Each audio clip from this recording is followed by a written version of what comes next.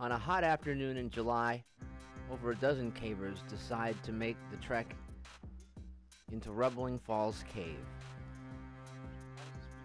Even before they start out, there are problems.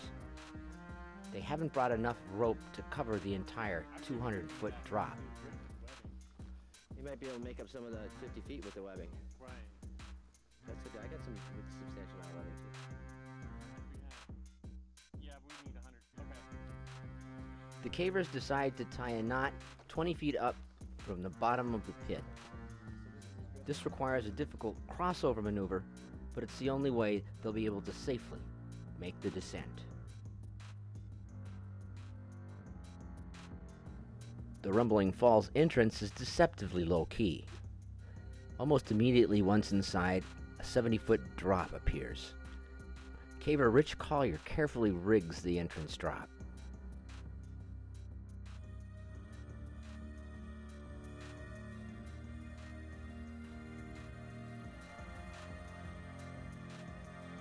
Scott Smith is the first to go down and the first to test how well rigged the drop really is.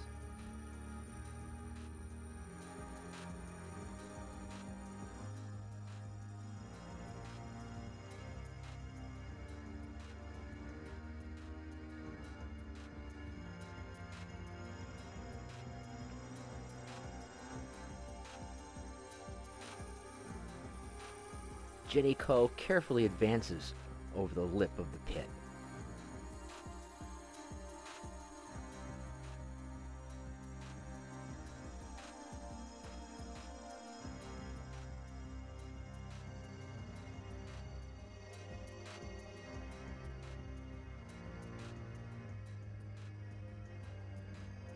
Once over the lip, this 70-foot free-fall pit provides a spectacular view of some of the prettiest formations in the cave.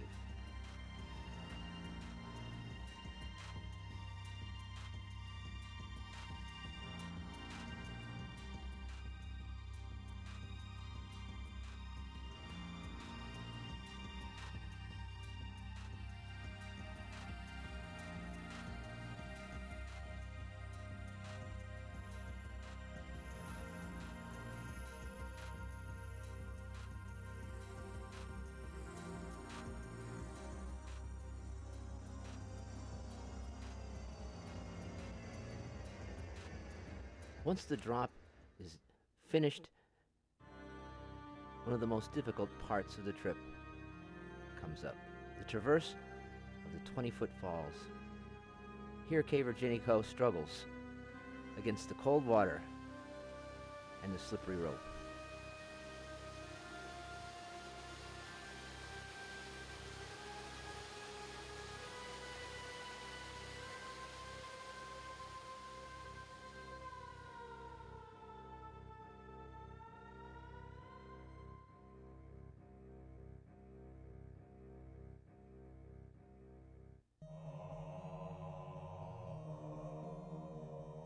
After two difficult waterfall traverses, the low stuff comes. Hundreds of yards of stooping passage followed by hundreds of yards of crawling passage. This is topped off by a 150-foot belly crawl, and then it's reached. Stupendous pit, leading into the Rumble Room, the largest cave room east of the Mississippi, over 5 acres wide. This shot required several large flash bulbs to illuminate.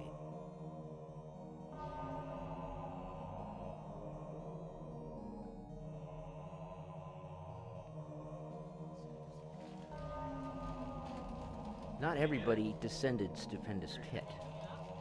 The combination of the cast of thousands and equipment incompatibility with the knot crossover left several people up in the cold upper reaches of Stupendous Pit. Here, Scott Smith openly talks mutiny.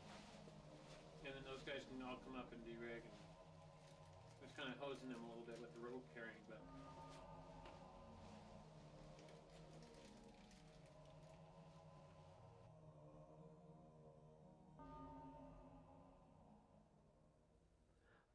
of the most spectacular pits dropped during the convention was in South Tennessee. The name of this pit? Valhalla.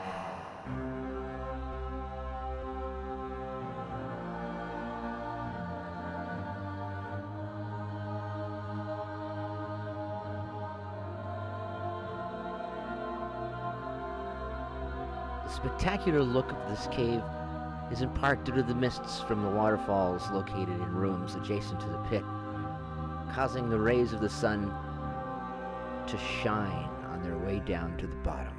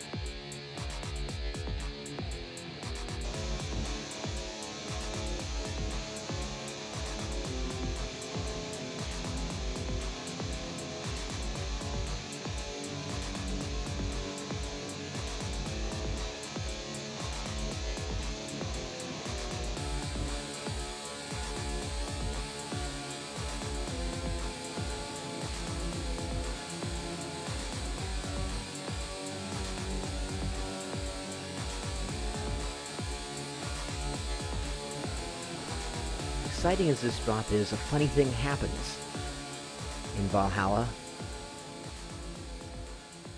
Sometime after the first 20 to 30 feet, you enter a completely different world than the one you saw from above. A world of majesty, a world of beauty, and a world of almost melancholy stillness.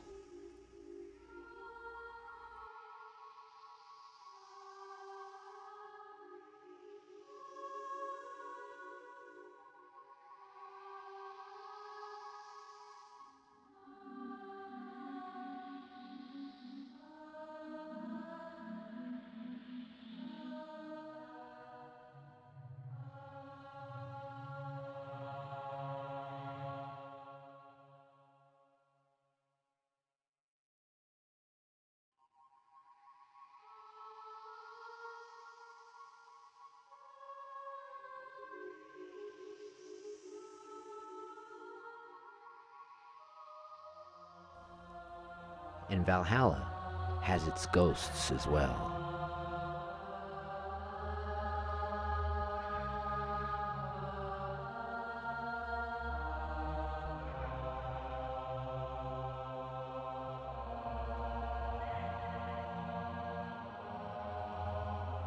In the early 80s,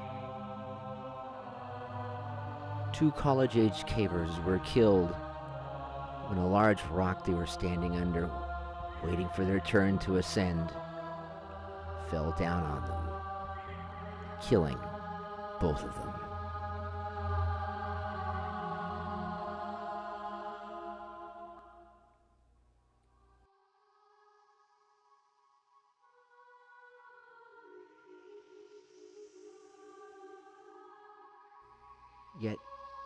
Even with the ghosts and the melancholy stillness of the cave, its beauty cannot be matched. And everyone who visits has to return to Valhalla.